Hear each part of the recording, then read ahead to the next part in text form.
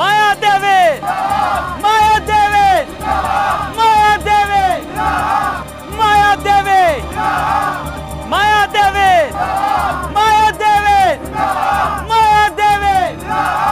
सरपंच जी, आपके नामांकन के कागजों की जांच कब तक पूरी हो जाएगी? उन लोगों ने कहा था कि 3-4 दिन में हो जाएगी। आज 3 दिन तो हो गए। मैं जानती हूँ सरपंच जी, ये सब आपके विरोधों की घटिया चाल है, लेकिन मुझे भरोसा है आज नहीं तो कल सच सबके सामने आ ही जाएगा। माया देवी, माया देवी, माया देवी, माया देवी। भगवान करे जांच में सब ठीक ही आए, लेकिन अगर ऐसा नहीं हुआ सरपंच जी तो पता नहीं राजपुरा का क्या होगा। गिद्ध की तरह नोच के खा जाएंगे सत्ता के लालची लोग इसे। मुझे पूरी उम्मीद है मंगला, जांच में सब कुछ ठीक ही आएगा। और मान लो अगर जांच में ठीक ना भी आया तो भी लोग जानते हैं कि सच क्या है और झूठ क्या है। और जहां तक राजपुरा के भविष्य का सवाल है तो मैं उसे सोचकर बिल्कुल भी परेशान नहीं हूं, क्योंकि मैं जानती हूं उसकी जिम्मेदारी तुम जैसे युवा नेताओं के हाथ में है। सरपंच जी बधाई हो, बधाई हो सरपंच जी, सरपंच जी बधाई। सरपंच जी, हम और जीत भैया चुनाव दफ्तर गए थे। क्या हुआ मुरारी भैया, वहां क्या कहा उन लोगों ने? सब ठीक तो है ना? मंगला बहन, एक खबर बहुत अच्छी मिली और दूसरी बुरी।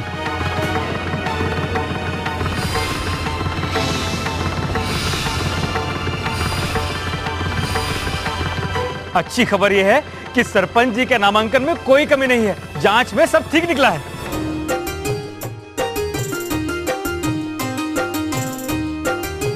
हाँ, और अब हम चुनाव प्रचार, रैली, सभा सब कुछ कर सकते हैं। ये तो बहुत ही अच्छी खबर है। और बुरी खबर?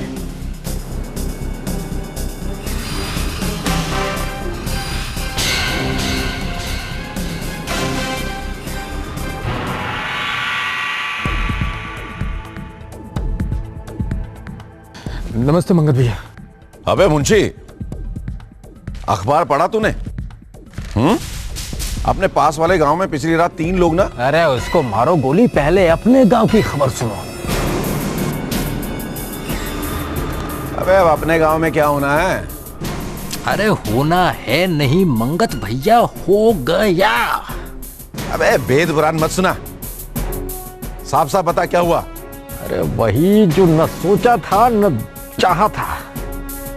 अबे वेद व्यास की छठी औलाद, साफ साफ बता, बात को घुमा क्यों रहा है? साफ साफ क्यों नहीं बताता? अरे वही जो नहीं होना चाहिए था। कांता अब चुनाव नहीं लड़ सकती। क्या? हाँ, उसका नामांकन रद्द हो गया है।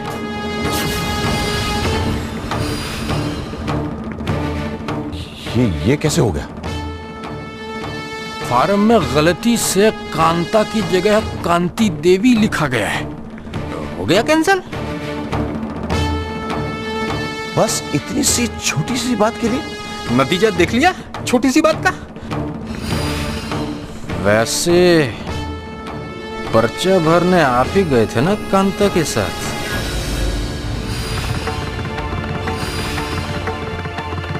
अबे तो मुझे क्या पता कि कांता की जगह उसने कांति लिख दिया है। अब क्या करूं? सब गड़बड़ हो गया। अबे तूने बड़े साहब को ये बात बताई? मरने का शौक नहीं है मुझे, आप ही बता दो उनको।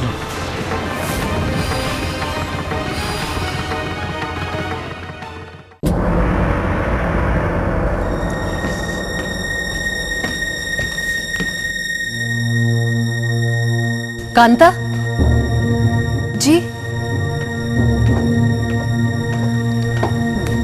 बोलो जीजी।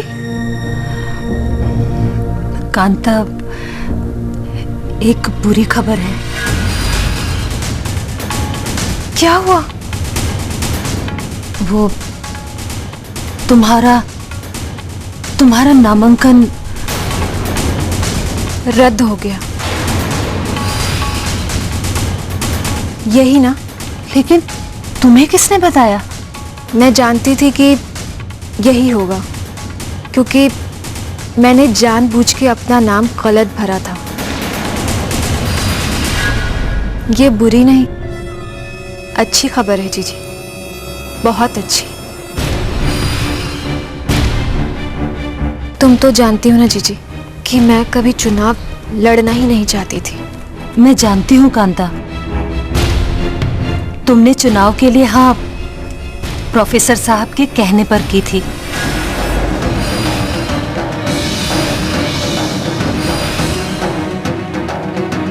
प्रोफेसर साहब नहीं, बड़े साहब। क्या?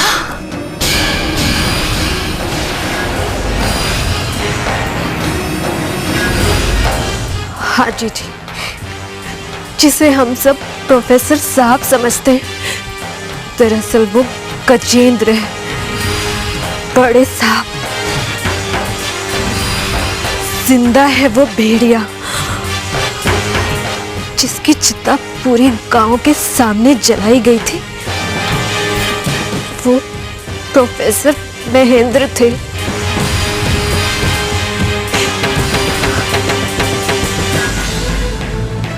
कांता, शक तो मुझे भी कई बार हुआ था उन पर। उनका अदालत के सामने अलग अलग बयान देना, कभी प्रोफेसर साहब, कभी बड़े साहब बनकर रहना। लेकिन कांता, तुम ये बात दावे के साथ कैसे कह सकती हो? जीजी, मुझे टिंकू ने बताया जीजी। टिंकू के बाबा को भी उसी दरिंदे ने मारा है। टिंकू की आंखों के सामने।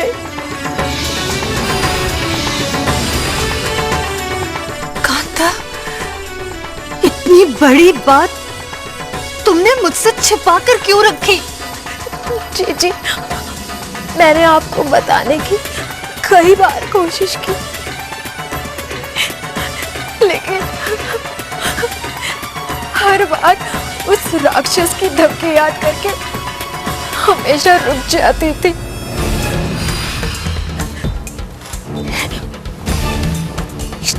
जीजी, जीजी, तुम्हें मेरी कसम है कि बात किसी से मत कहना, वरना वो टिंकू को कुछ नहीं होगा कांता, ये मेरा वादा है तुमसे। मुझे सविता की बात मान लेनी चाहिए थी।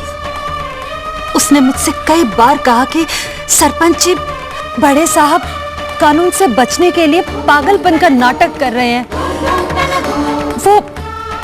वो प्रोफेसर साहब नहीं, गजेंद्र हैं। और सविता को ये बात पहले से ही मालूम थी। तभी उससे भी अगवा करा लिया बड़े साहब ने। जिसने भी उस भेड़िया का सच जाना, वो जिंदा नहीं बचा। भगवान करे सविता जिंदा हो। जीजी, वो राक्षस हम सबको खा जाएगा। किसी को भी नहीं छोड़ेगा, किसी को भी नहीं।